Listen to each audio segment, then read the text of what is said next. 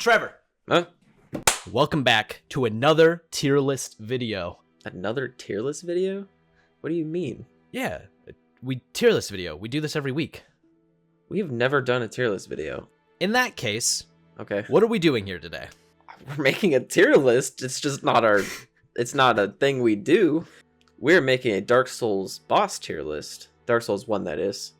Alright, so Asylum Demon, he's fine. I think you have to remember the context of the fact that he is the first boss and is a tutorial boss. Okay, so I think I have an interesting point. And one of the things that I think I really appreciate about Asylum Demon, despite the fact that he's an easy boss, he's a tutorial boss, he doesn't have like a super cool design or whatever, on a game design perspective, he teaches you from the start of the game that sometimes you need to find another solution to puzzle. I did not think about that. See, that's why I went to college for 4 I would years. Say, I would say B tier. I also agree with B tier, which I think is higher than what people would expect for somebody like him, but I think given that quality, he's designed to be a B tier boss. He's just a good introduction to the game of Dark Souls. Taurus Demon. One of my biggest problems I have with him is that because he is typically the second boss that most people face, and he is also a boss that you can plunging attack, like Asylum Demon, it's really weird that the game teaches you kind of off the bat that bosses can just have their health bars diminished to nothing via a plunging attack 2 times in a row.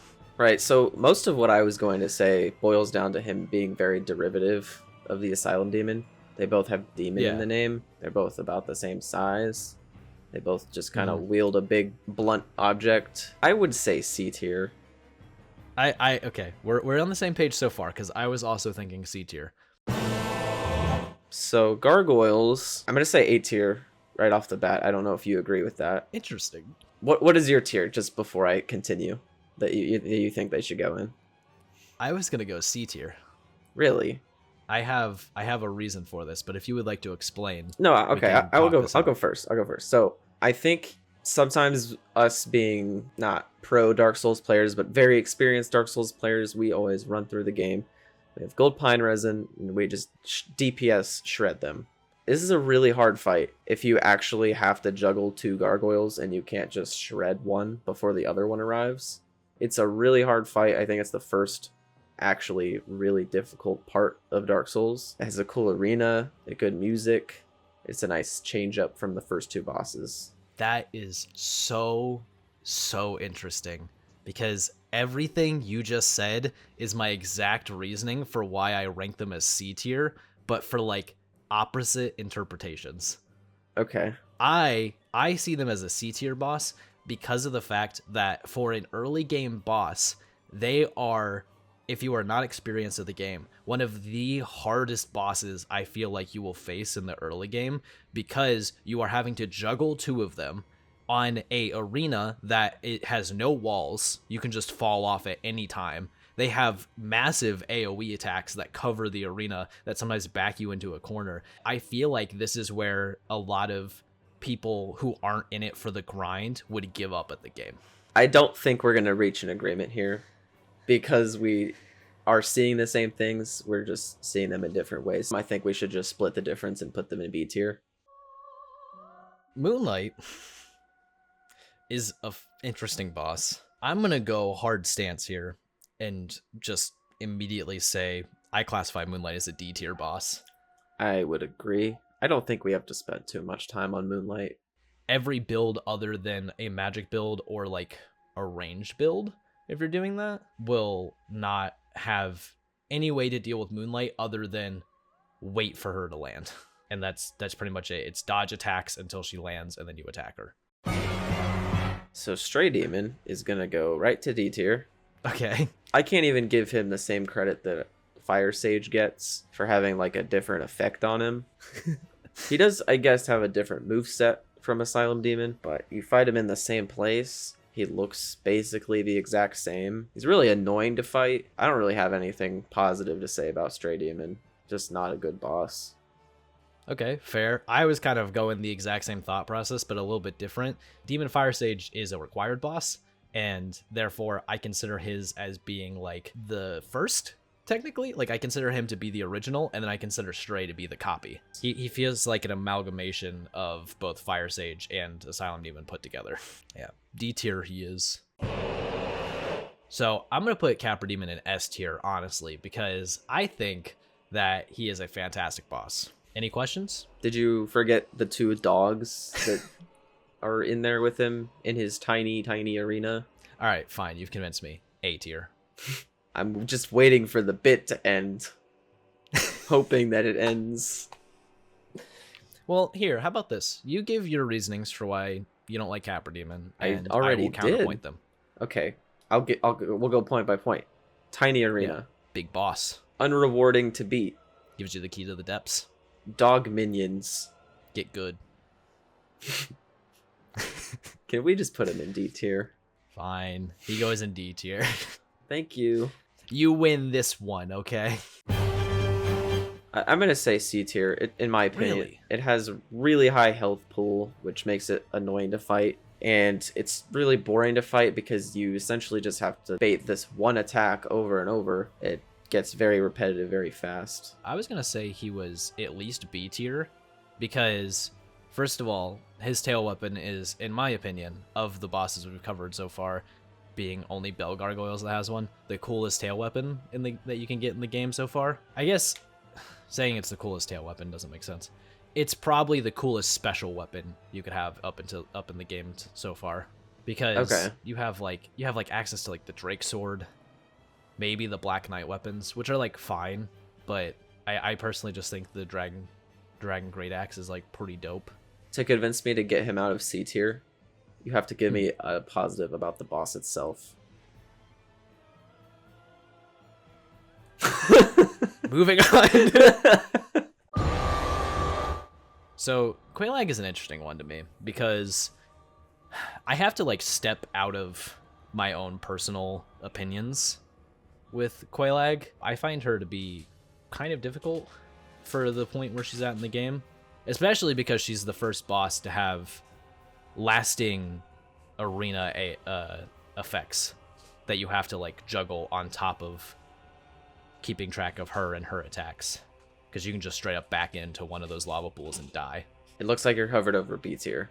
Is that where I kind of just naturally hover here. Okay. But yeah, that is where I personally would place her, as in B tier. I would say A tier. I think her design is rad and very distinct from anything before it. Even taking out the human half, the just spider body is very cool and different from everything else, at least up until this point. I love your specification of like, well, I don't just let's ignore the human part of the body. Right. The boss arena is pretty cool. Like the fact that you fight her in like a big nest, basically, I think is pretty cool. I think her difficulty is good balance of like not being too hard and not being too easy. I'm going to give you the A tier on this one, simply because when you bring up her difficulty, I was reminded of my reasonings for why I thought that the Bell Gargoyles were a bad boss. And I do think that Quelaag is far enough in the game that having a difficult boss for a newer player at that point is far enough in the game for them to like just kind of accept the fact that bosses are going to be harder from here on out. So I don't think it's a bad thing that she's difficult. Like I thought the Bell Gargoyles were a little too difficult for a new player. And you know, contender for the worst photograph I could find for a boss. Yeah, that is rough. To this boy here. So, anyways, Iron Golem. Do you want to just skip over Ceaseless? No, fine. We'll talk about Ceaseless. Okay. You go first. Wow, thank you. For this great. I love talking about Ceaseless Discharge. Like, I really don't know what to say about this boss. He's really annoying if you can't get the gimmick right. And if you don't know the gimmick exists, like, yeah, and you die to him, I like... I think D tier is where he belongs. D tier is definitely where he goes. Okay, moving on. I've talked about bosses being visually distinct. And it's because if you look at Taurus Demon, and Stray Demon, and Asylum Demon, Gaping Dragon, they're all just so gray and blah. And Iron Golem is gray, but he's in armor, he's super tall, and he looks like a person almost. He's not like a demon. He's very different. And this is the boss where I think the built-in gimmick of like cheesing him works a lot better, because it's not really guaranteed that you do it. I think this is a pretty good boss. Nothing amazing, but I would put him in B tier. I was gonna say A tier, personally, because I would be fine with A tier. There's something to me about when I fight Iron Golem and you're hacking away at his legs and he like topples over and falls down and you start wailing on him. Not even talking about making him fall off the ledge, but like just being able to topple this giant where you kind of feel like uber powerful in a way. You feel like a David versus Goliath moment when you're fighting this boss, in my opinion. Speaking of satisfying bosses, I got a lot to say about these boys. I'm putting them in S tier. Yeah, no arguments. I want to put them in S tier.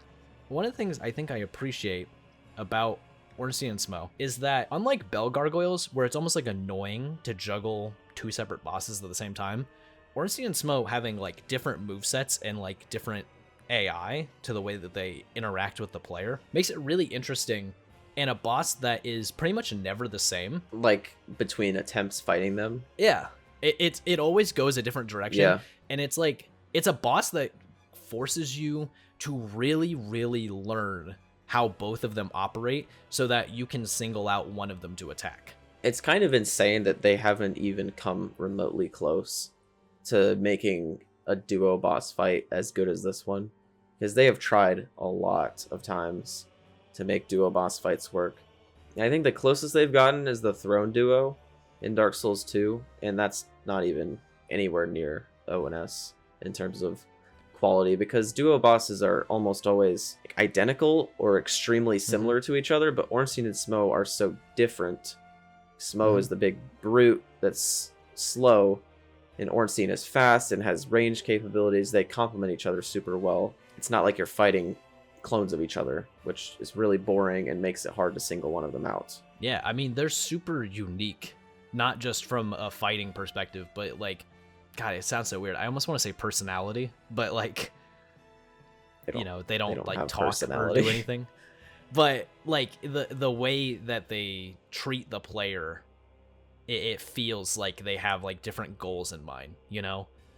Smough just kind of like charges you. He just wants to smash. That's all he wants to do. But Ornstein kind of like pokes and prods you, and he like sidesteps a lot of your attacks, and he like, will attack you from afar with his lightning spear. He is a trained knight. He's a dragon slayer. I see where you're coming from now. It makes the fight super interesting, and ultimately, they're one of my favorite bosses in all of Souls, just hands down.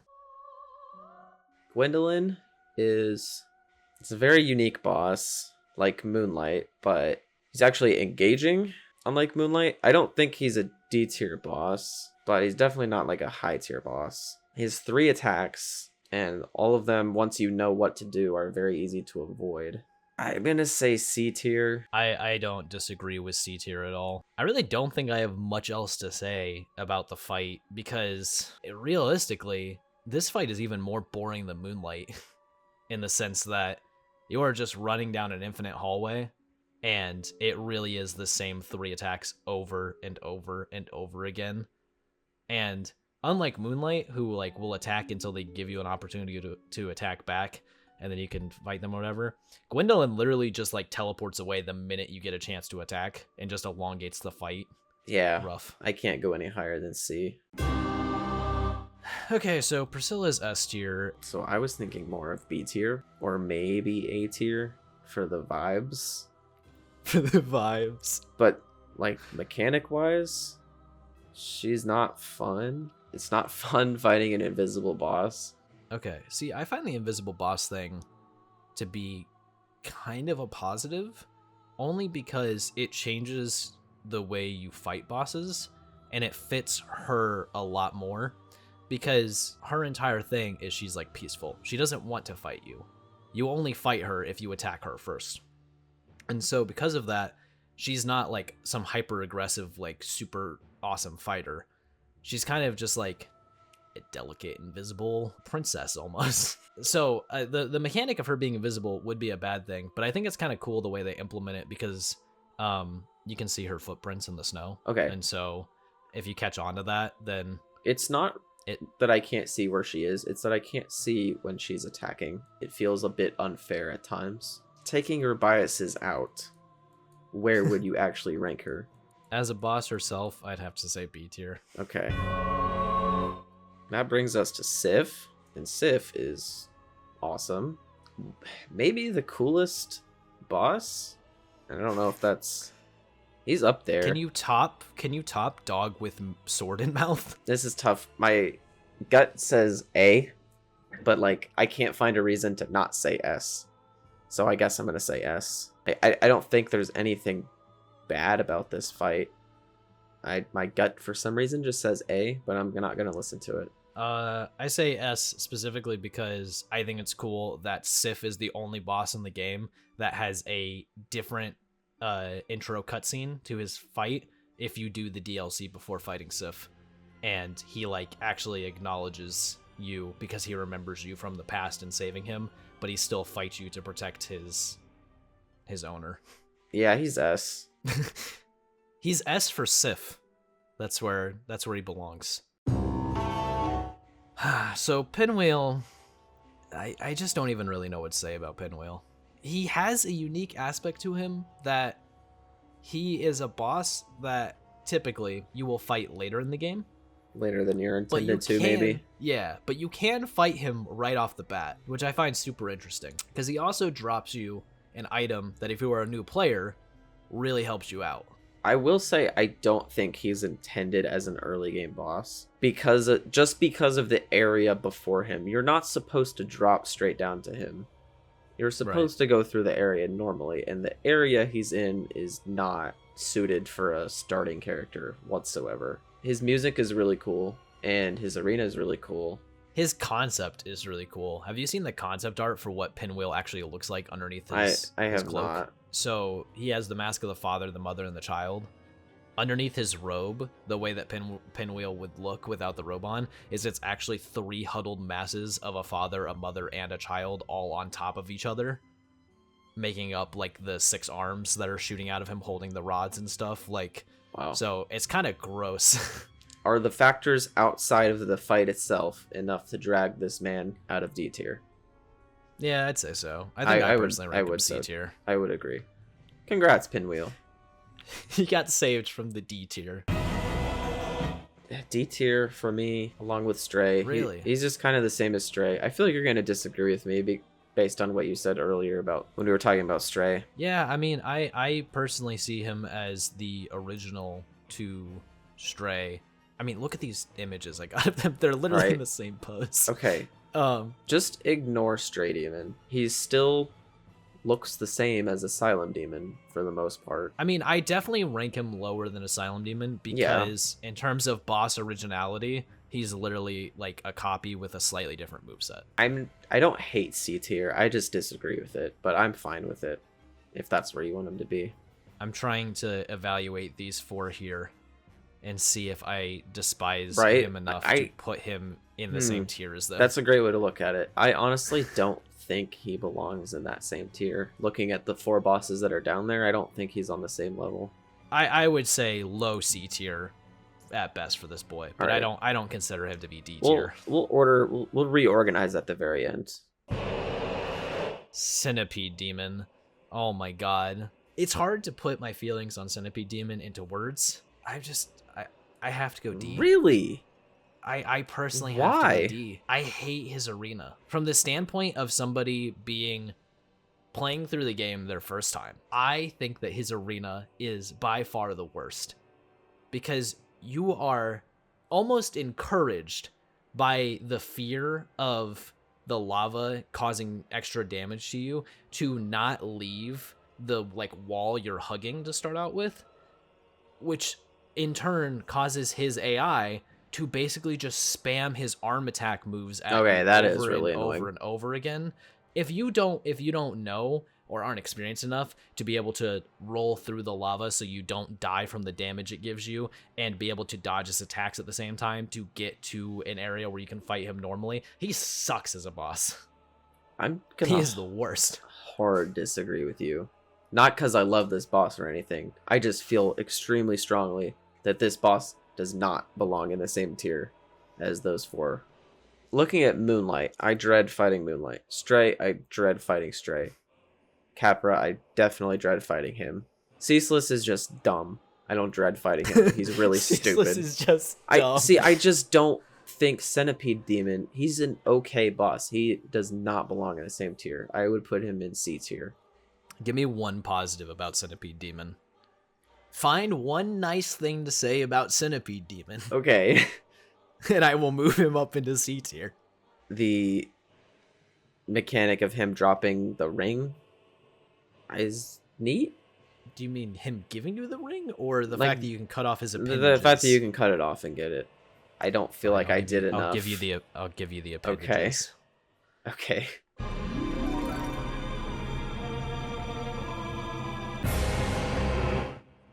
This is the best image of 4 Kings I could find. It's them orgasming as they die. Oh my god. Not a lot of good images of 4 Kings out on the internet. 4 Kings is an interesting one for me. I will give them that they have a neat concept that no other boss in Dark Souls has, which is the idea that their swords do different amounts of damage depending on how close or far away you are from them, which works kind of well with them in the way their arena is based, because you don't have like any obstacles keeping you from running towards them. You're just in a void, just a circular void. I really don't have anything to add mechanic wise. I feel like if you're just trying to roll, like dodge roll this boss, it's really hard. I will correct you and say that a lot of their sword attacks you can actually sidestep without even really like trying. I had no idea about that. You don't necessarily have to just like dodge roll every attack they throw at you. As long as you're locked on and like circling, you can sidestep certain attacks pretty easily. They're a boring boss. I think that their sword mechanic is the most interesting thing about them, but I also think story-wise and aesthetically they're pretty cool. So yeah, they're not a bad I'm comfortable boss. keeping them in B. Yeah, I think B is good.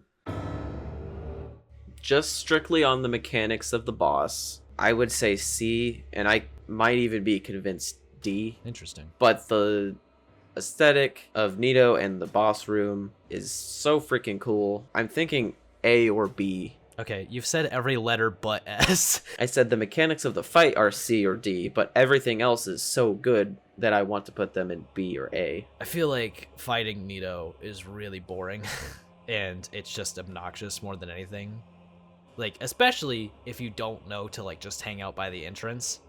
You're gonna have 3 giant skeletons and 3 regular skeletons just swarming you the entire fight. My final answer is B. I agree with B, mainly being driven, like you said, from aesthetics. I think he's one of the coolest lords. Yeah. He's a bunch of skeletons He's really conglomerated cool. together. Yeah. He's a dope character. But he kind of sucks to fight, so B tier it is.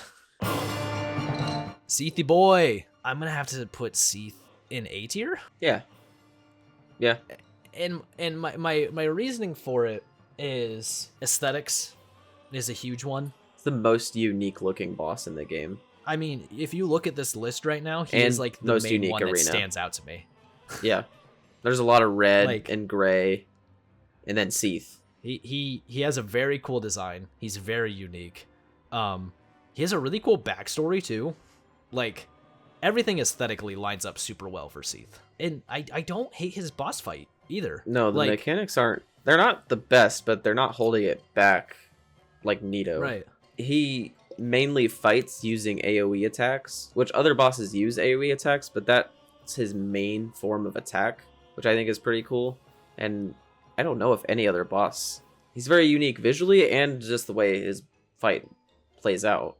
Oh, also, I mean, I can't believe I didn't talk about it, but his tail weapon. Oh, yeah, Moonlight Greatsword. I mean, easily the most iconic weapon in the entire series.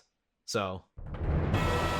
Now we get to the DLC bosses, which we've obviously fought less than all the other bosses.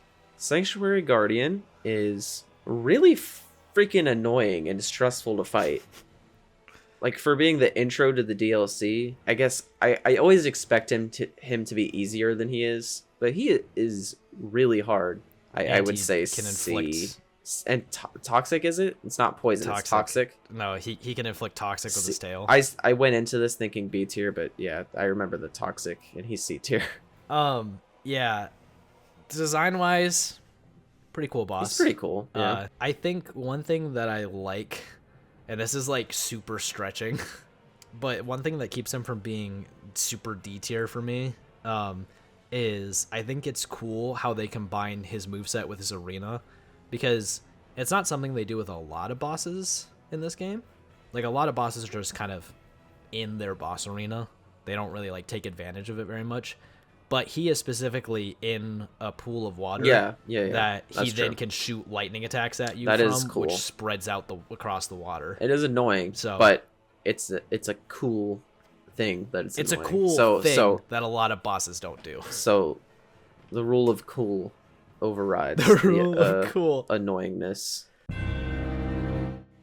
Artorias, I am hard stancing putting it S. I think that Artorias is aesthetically a super cool boss. He's my favorite character in the entire series, hands down. Ornstein, close second. But Artorias, just like, I mean, for a lot of the same reasons that I put Sif in S tier, I think that Artorias and Sif, their entire like backstory and everything about the character is super cool. It has so much depth to it. I mean, the DLC is about Artorias, but then on top of that, his boss fight is also rewardingly challenging. It's definitely not annoying in any way. Yeah, I mean, he's not the hardest boss that you will fight, but he is difficult. It's kind of nice to have a difficult but not like annoying 1v1 fight with a boss. He's a great example of a 1v1 just versus a humanoid boss. And actually, is he the only like 1v1 melee humanoid boss? I think Gwyn. Yeah, I was gonna say, I think we're forgetting the last boss of the game. So it's dumb to say he's the best version of that in this game, but it's a really well executed version of that type of fight. All right, so yeah, hard S tier. So Kalameet, take this away. Is hard, but not ridiculously hard, like maybe Madeir. I want to say S tier. I'm curious if you agree with me. Interesting. I thought you were going to go lower with him, honestly. I was ready to stance up my man into A tier. I like S, but I could go with A. I think one of the things that holds Kalameet back for me is his fight has some really janky mechanics with it. It really has been too long since I fought him, so I'm sorry I couldn't get into too much like specifics. I'm just trying to remember how he made me feel fighting him. He's one of those bosses that unfortunately has attacks that will drag you with him and therefore extend their hitboxes while you're trying to roll through his attacks. He's really cool. He has a good difficulty level, and that's about all I can remember. I think he's really cool too. He's a really cool arena. He is a really interesting way of fighting him. You have to use an NPC to shoot him down. That is really cool. I think that I personally have a bit of an issue with the fact that he doesn't feel as fluid to fight, because sometimes you can just get screwed over. Like, it's frustrating. It's not even completely your fault. Like unintentionally frustrating. Manus is one that is going to be hard for me to justify, I think, but I'm going to put him personally in B tier. I was gonna say A, but I'll hear you out. I almost, this is like completely my own like feelings. It's kind of hard. That's kind of what this is about. Yeah, that's fair. It's kind of hard to like talk about it in a completely objective sense, where I feel like with Manus, they sort of overkilled him a bit and made him a little too difficult just because he is technically the last boss of the game. The final DLC boss. The final, yeah. Okay. So they gave him a ton of health. I mean, the dude has an insane health pool. They also gave him a lot of crazy fast combos that can just catch you super easily. He feels too fast. He feels like a Dark Souls 3 boss almost. Yeah. Which is a much faster game, but you don't have the speed to deal with it because it's Dark Souls 1. What would you say about his aesthetic and vibe? Because I think it's really cool all around. I think his backstory is cool. Dark Souls 2 has lore tied to Manus, which I think is cool for him personally because he is the father of the Abyss and like he's the super important character that continues on into other versions of the game. That's pretty much all I got. I'm fine with beats here. We're gonna have an interesting discussion about this man, I think. I agree. Because you just parry him, and he's a cakewalk for you. I don't think we're going to have an interesting discussion in the way that you think we're going to. Okay. Well, I will go first. He is really frustrating because he doesn't let up. Other than when he tries to grab you. That's pretty funny because it's so slow and gives you an opportunity to do whatever you want. But other than that, I like his kick too. Other than those two attacks, really, he's just all out attacking you constantly, which makes it really fun when you get in the flow of dodging. Okay, for me, I know you don't fight him like this, but it's fun when you get in the groove of dodging his attacks and getting like one quick punish on him. It's really fun when you get in the groove of fighting him, but it can get a little overwhelming if he hits you once and you're trying to heal. So, here's where I think this conversation is going to get interesting, because you are expecting me to come to this conversation and say, easy boss, easy clap. Dust my hands of him. He's a bad boss because he's the only boss in the entire game that you can parry, and it makes him trivial. First of all, let me just paint a picture for you to let you really understand how much like I think I appreciate Gwyn as a boss. I love when you paint pictures. When I played Dark Souls 3 and I got to the second stage of the Soul of Cinder boss fight, I see where this is going. I heard the piano kick in. It activated some kind of like deep emotion inside of me that I didn't even fully realize I had, where I'm not going to say I was crying, but I definitely had like an emotional moment where I kind of realized how much this series means to me and how much specifically fighting Gwyn meant to me when I beat him. I fought Gwyn from 2 a.m. to 6 a.m. in the morning for 4 hours straight with my stupid little dex build and my Uchi Katana. I was dodge rolling, I was fighting him, and I was trying to beat him so bad, and I finally beat him. And I remember just that like wave of relief hitting me as I beat him, and it was like such a great moment, and I will never forget that moment in my life, probably because it was the first time I beat Dark Souls. That's what Dark Souls is all about, is that specific feeling, at least for me. Just beating I think some bosses give more of that feeling than others, but that's what the cycle of playing a Souls game comes down to, is that challenge that you can't overcome, and then that exact feeling hitting once you beat the boss. Even a dumb boss like Stray Demon can give you that. Yeah. Another interesting thing that I don't know if you're expecting from me is that I think being able to parry Gwyn is actually a really cool feature and mechanic. When you are fighting Gwyn, the feeling that I think you're supposed to get when you're fighting him is that he is your equal. Yes. No, you're definitely right about that. He is like, I mean, he's a bit larger than you, but he's almost your size. He's this god that has like become hollow. He's disheveled. He's just a husk of who he used to be. And he's just wailing on you, just trying to attack you. And you have worked your way through the game to this point to get to the end of the game. And the fact that he's the only boss you can parry really gives him a human-like quality to him, where it shows that he is not infallible. He is not some deity that you are overcoming and conquering. He's just another dude. And he can be hard to fight or he can be easy to fight. That also extends to him being fairly easy to stagger if you're using a strength build, which is how I beat him for the first time.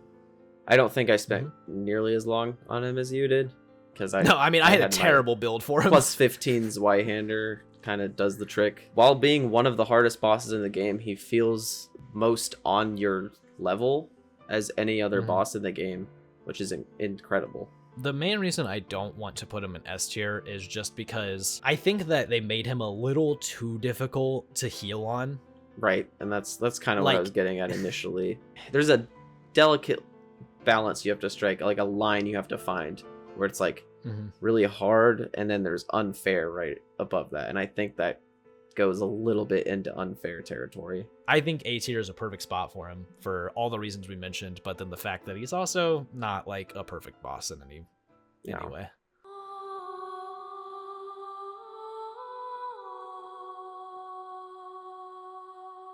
I want to put Sif at the bottom of S tier. Nothing against Sif. So I will say that this is a hard tier for me to draw any lines at, because I absolutely love all three of these bosses. So I'm not going to argue with Sif, because right now at the top of S tier, we have easily my two favorite bosses in the entire series. I think I got more satisfaction out of beating Ornstein and Smough than I did Artorias the first time. If I'm trying to like think back to like the very first time I fought them, I feel like Ornstein and Smough left more of an impact on me. I think I would say Ornstein and Smough. There you have it. I will remind you guys that these are subjective opinions. Yes, and absolutely. we're not wrong for having any discerning opinion, but we would be interested to know other people's viewpoints on. That's kind of what this is all about, is getting different opinions. There might be someone out there who absolutely loves Gwyndolin and Gwyndolin's boss fight, and they think that Gwyndolin got stiffed being put in C tier. That's fine. I would love to hear those opinions and see why people might disagree with us so strongly. Please be civil. Yeah. I feel like we shouldn't have to say that, but just please be civil. This is kind of a different type of video for us to make, but let us know if you guys like it, because we'd definitely be down to make some more. Yeah, that's pretty much it, I think.